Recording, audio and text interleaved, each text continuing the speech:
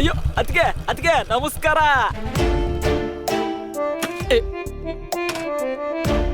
ಅಣ್ಣಂಗೆ ಈಗ ತಾನೇ ಹೇಳ್ತಿದ್ದೆ ನೀವು ಟೆನ್ಷನ್ ಇರ್ತೀರಾ ಅಂತ ಅಲ್ಲ.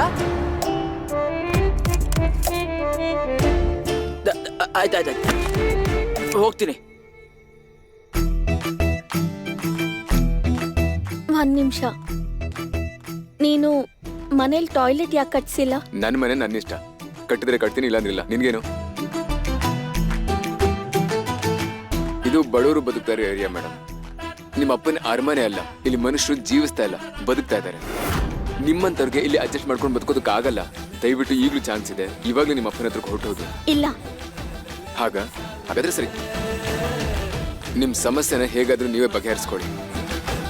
ನಾನು ಹೋಗ್ತಾ ಇದ್ದೀನಿ, ನನಗೆ ನಿದ್ದೆ ಬರ್ತಾ ಇದೆ.